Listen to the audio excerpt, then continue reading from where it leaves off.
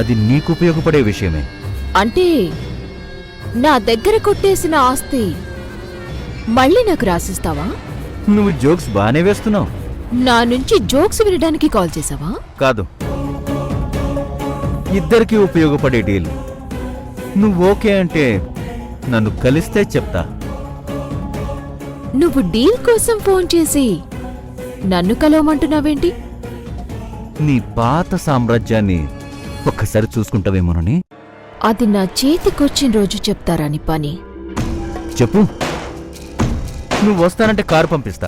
అవసరం లేదు. నువ్వు పంపించే కారెక్కి నువ్వే నా దగ్గరికి రా. సరే, నేనే నీ దగ్గరకు వస్తాను. కానీ మీటింగ్ మనిద్దరమే ఉండాలి. అలాగే. సరే, లొకేషన్ పంపించు, నీ దగ్గరికే వస్తా.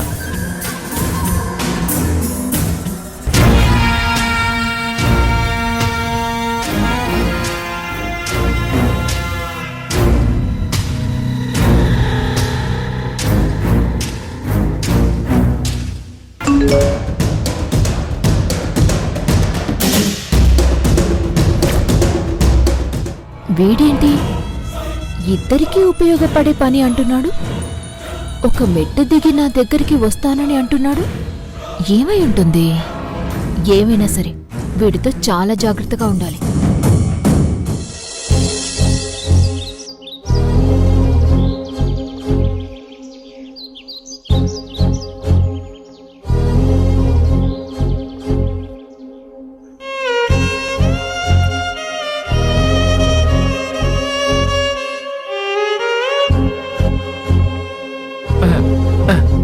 బాబుగారు, డాక్టర్ గారు చెప్పిన ఎక్సర్సైజులు స్టార్ట్ చేద్దామా?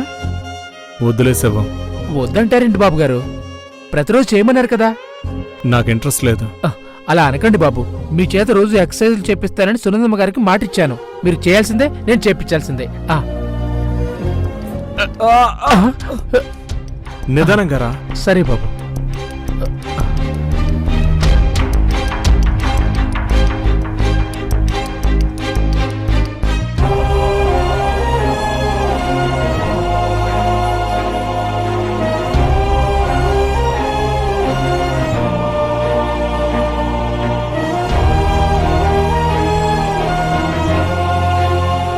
రే రే, ఏం చేస్తున్నావురా? మెడకాయ తిప్పేస్తాను బాబు. ఆ పని చేయరా, చచ్చి ఊరుకుంటాను. అయ్యో బాబు, నేనేదో మాట వరుసుకున్నాను బాబు, బాగు చేద్దామని. చిన్నగా బాబు.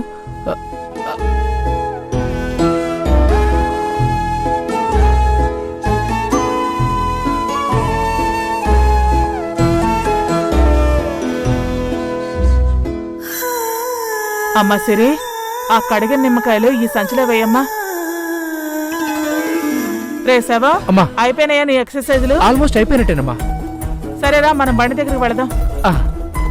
శవం ఉంటాడులే అమ్మా నా దగ్గర. ఏరా, వాడితో ఏమైనా పనుందా? నేను స్నానం చేయాలి. నీకు రోజు వాడే స్నానం చేయిస్తున్నాడా? కాదమ్మా, వాడిని ఉండమను. రే, బండి దగ్గర గిరాకీ ఎక్కువగా ఉంటోందిరా, ఒక్కదాన్నే చూసుకోలేను. శవ, నువ్వు రారా. అలాగేనమ్మా. ఇగో బాబు, సేమ్ ఇలాగే సాయంత్రం కూడా చేయాలి. నేను సాయంత్రం కూడా చేపిస్తాను.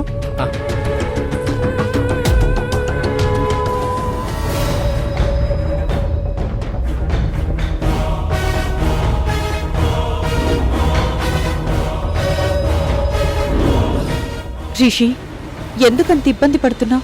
నేను ఇబ్బంది పడట్లేదు, చిరాకు పడుతున్నాను. నువ్వెంత చిరాకు పడినా నేనేమనుకోను, కానీ పద స్నానం చేపిస్తాను.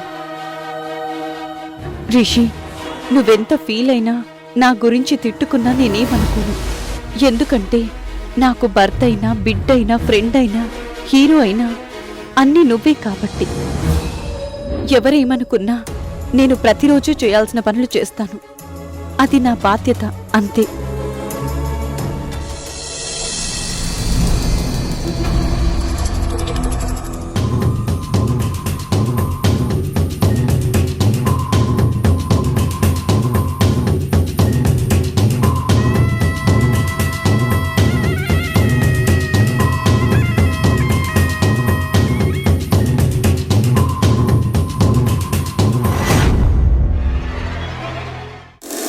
ఏంటో చెప్పు. ఏం లేదు, సింపుల్. మనిద్దరి వేట, మనిద్దరి లక్ష్యం దాదాపుగా సమాంతరంగా ఉన్నాయి. స్ట్రైట్గా పాయింట్ చెప్పు.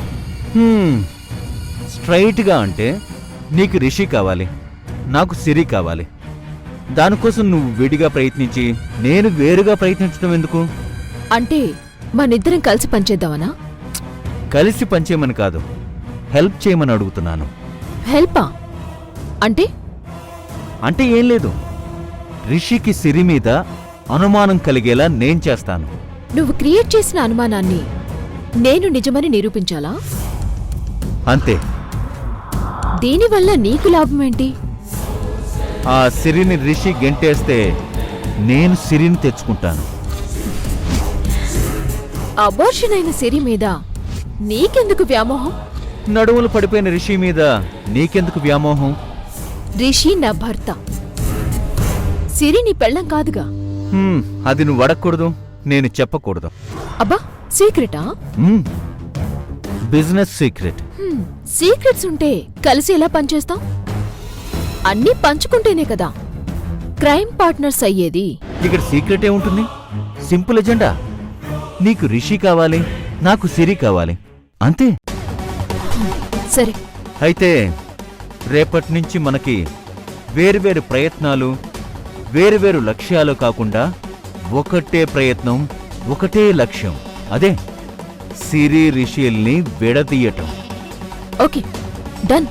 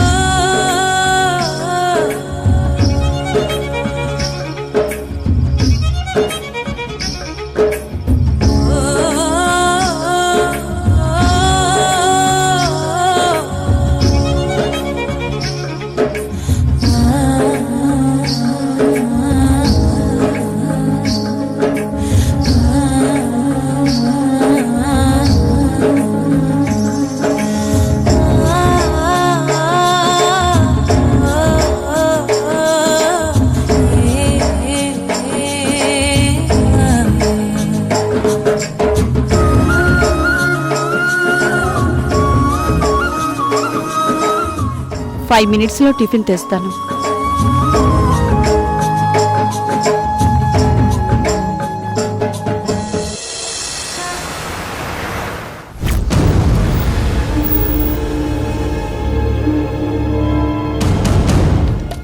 బావా,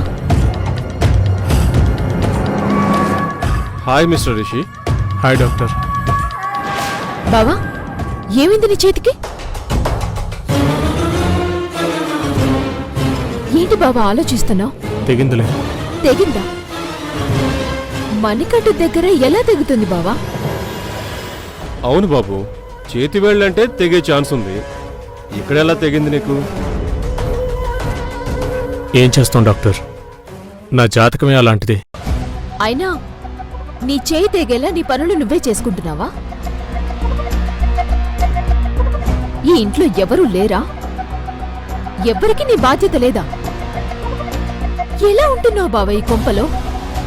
నువ్వు మళ్ళీ దీన్ని పెద్ద ఇష్యూ చేయకు. ఎలా ఉంటాను బావా? నీకంత పెద్ద గాయమైంది. అందరూ వదిలేసి ఉండగలరేమో, నేనుండలేను. కంట్రోల్ నేహా, తను బానే ఉన్నాడు కదా. మీకు తెలీదు డాక్టర్, మా బావ కందిపోకుండా చూసుకునేదాన్ని. కానీ ఇప్పుడు ఇలా చూడాల్సి వస్తుంది. డాక్టర్ మీరు ట్రీట్మెంట్ స్టార్ట్ చేయండి.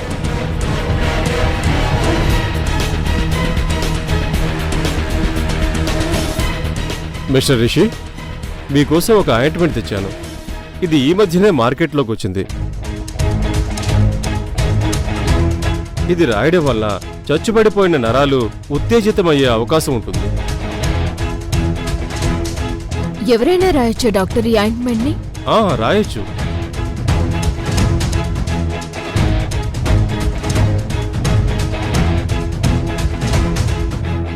నేహా నువ్వు ఆయింట్మెంట్ రాయి.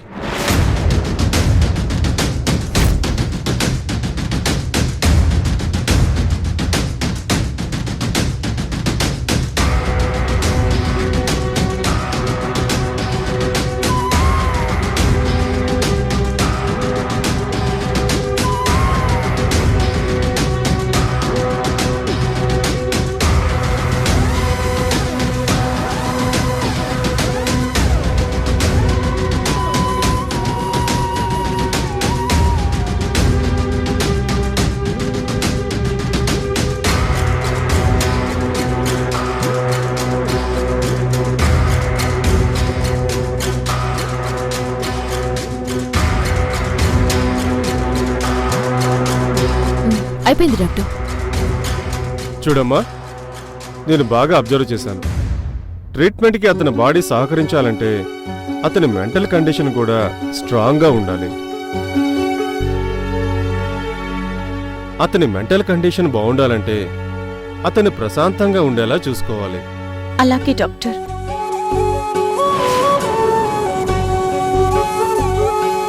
నేహ వెళ్దామా? వెళ్దాం పదండి. వస్తాను ఋషి. వస్తాను బావా. బాయ్ సిరి.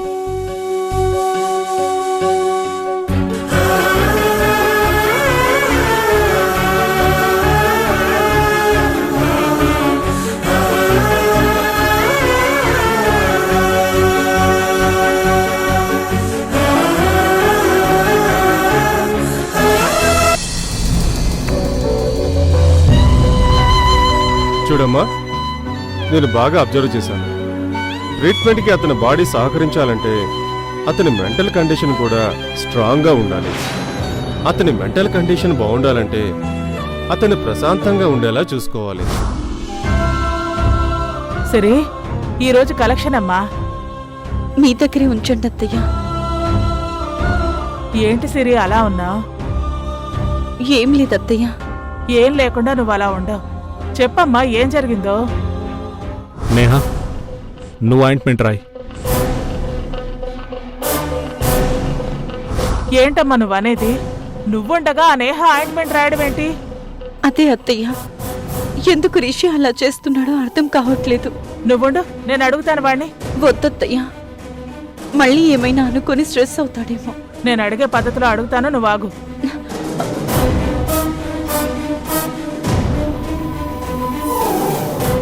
ఎరా రిషి, డాక్టర్ వచ్చారంట?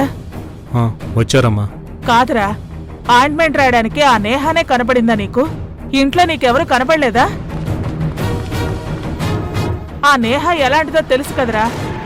అయినా దాన్నెలా ఆయింట్మెంట్ రాయమని చెప్పావు? అసలు ఏమైందిరా నీకు? సిరి అంటే ఎందుకంత వ్యతిరేకం అయిపోయావు? సిరి నీకోసం ఎంత కష్టపడుతోంది, నీకోసం ఎంత త్యాగం చేసింది, బిడ్డను కూడా వదులుకుంది కదరా. అదంతా మర్చిపోయావా? ఆ నేహ మనకి ఎంత అన్యాయం చేసింది. నీకిలా ఉంటే తను భార్యే కదా, నిన్నిలా వదిలేసి తను మాత్రం హాయిగా ఉంది. ఇక్కడ సిరి మాత్రం నీకోసం పగలనక రాత్రనక కనిపెట్టుకుని సేవలు చేస్తోంది. అలాంటి సిరిని కాదని నువ్వా నేహ చేత ఎలా ఆయింట్మెంట్ రాయించుకున్నావు? అమ్మా నువ్వే అన్నావు కదా తను కష్టపడుతోంది అని. అందుకే నేహ చేత ఆయింట్మెంట్ రాయించుకున్నాను. ఎందుకంటే నేహ కూడా కష్టపడాలి కదా, ఆ నేహకు కూడా బాధ్యత ఉంది కదా. అందుకే ఆయింట్మెంట్ రాయమని అడిగాను. ఏదైనా సరేరా, ఆ నేహ చేత ఆయింట్మెంట్ రాయించుకోవడం నాకు నచ్చలేదు. నాకు కొన్ని నచ్చట్లేదు ఈ ఇంట్లో. అయినా కళ్ళు మూసుకొని గడిపేస్తున్నాను కదా. ఏదైనా సరేరా, ఆ నేహ చేత ఆయింట్మెంట్ రాయించుకోవడం నాకు నచ్చలేదు. నాకు కొన్ని నచ్చట్లేదు ఈ ఇంట్లో. అయినా కళ్ళు మూసుకొని గడిపేస్తున్నాను కదా. నువ్వే ఉద్దేశంతో అన్నావో నాకు అర్థమైందిరా. అమ్మా, ఇంతకు మించి మాట్లాడితే మీరు బాధపడాలి, నేను డిస్టర్బ్ అవుతాను. రే, నీకన్నీ తెలుసు. నీకు నేనేం చెప్పక్కర్లేదు, కానీ ఒక అపవాదును సృష్టించిన అపోహతో ఉన్నా. దాని నుంచి ఎంత తొందరగా బయటకొస్తే మీ సంసారం అంత బాగుంటుంది.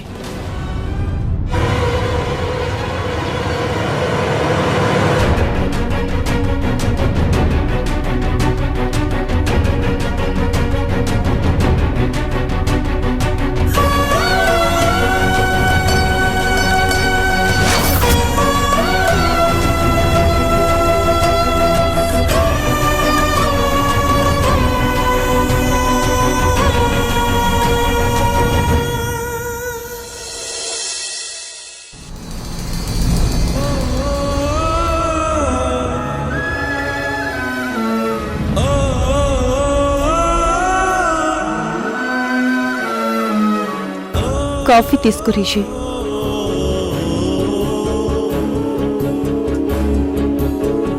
చల్లారిపోతుంది, కాఫీ తీసుకో.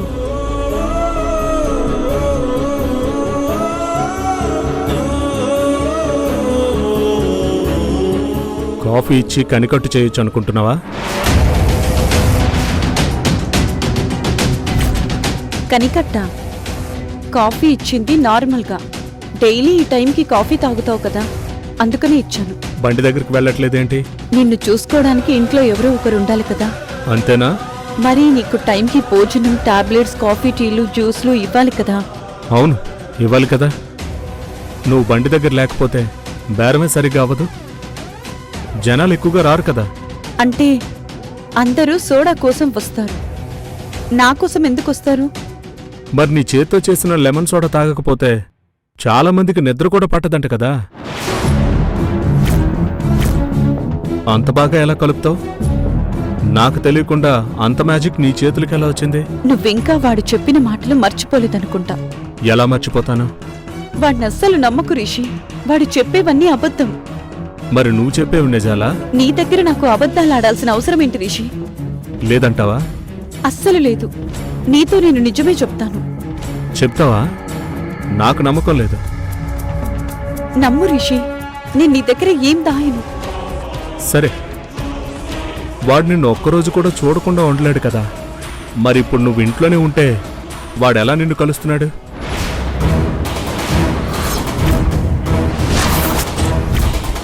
రిషి, వాడు నన్ను చూసే విషయం ఎలా తెలుస్తుంది? కలిస్తే చెప్పగలను.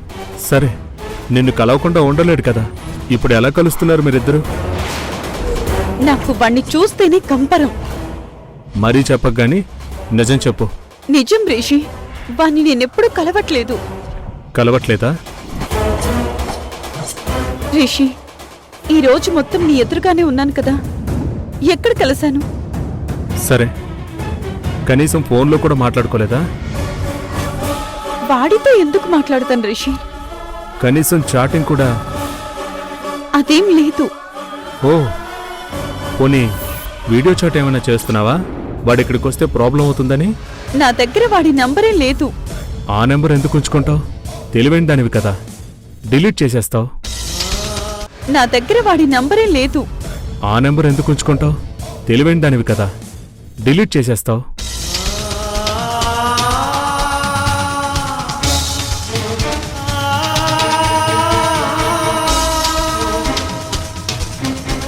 ఇదిగో, నా మొబైల్ నీ దగ్గరే ఉంచుకో, కావాల్సి వస్తే చెక్ చేసుకో. అమ్మా, ఏంటి మళ్ళీ వచ్చావు? పాల బిల్లు ఇవ్వాలి కదండి, అందుకోసమే వచ్చాను. ఒక్కొక్క దానికి ఒక్కొక్కసారి రాకపోతే అన్నీ ఒకేసారి తీసుకురావచ్చు కదా. మర్చిపోయాను మేడం. సరే, తెస్తానుండు.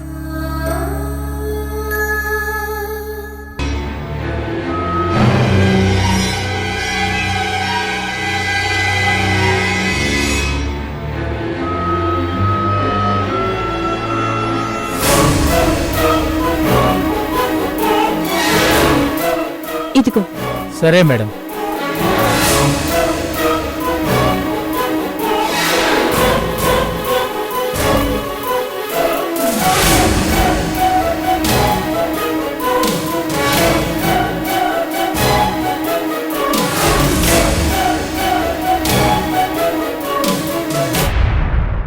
ఏంటి నేహా, ఎంతవరకు వచ్చాయి నీ ప్రయత్నాలు? మళ్ళీ సిరి దగ్గరికి ఎప్పుడు వెళ్తున్నావు? సిరి దగ్గరికి నేనెందుకు వెళ్తాను? నా బావ రిషి దగ్గరికైతే వెళ్తాను. అంటే ఆ ఇంట్లో సిరి అంటే నాకు ఇష్టం కాబట్టి సిరి దగ్గరికి అన్నాను. నాకు మా బావ ఇష్టం కాబట్టి బావ దగ్గరికైతే వెళ్తాను అని నేనన్నాను. అదే ఎప్పుడు వెళ్తున్నావు? ఎప్పుడు వెళ్తావని నన్ను అడుగుతున్నావు. మరి నీ పని ఎంతవరకు చేసావు? నేను నీలాగా అనుకుని స్కెచెస్ చేయను, ఆన్ ద ఫ్లో వెళ్ళిపోవటమే. అంటే ఒక ప్లాన్ స్కెచ్ ఏమీ లేకుండా గుడ్డెద్దు చేలు పడినట్టు వెళ్ళిపోతావు, అంతే కదా?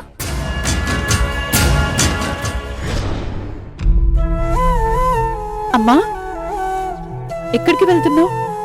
చిన్న పనుందమ్మా, బయటికెళ్ళొస్తాను. ఇంత ఎండలో బయటికెందుకమ్మా? అయినా ఏం పనుంది నీకు? లాయర్ అరుణ దగ్గరికి వెళ్ళి రావాలి. అరుణ మేడం దగ్గరకా? ఎందుకు? ఎందుకో నీకింకా అర్థం కాలేదా? లాయర్ దగ్గరికి వెళ్ళి ఆ ఆస్తి కోసం పోరాడాలి కదా.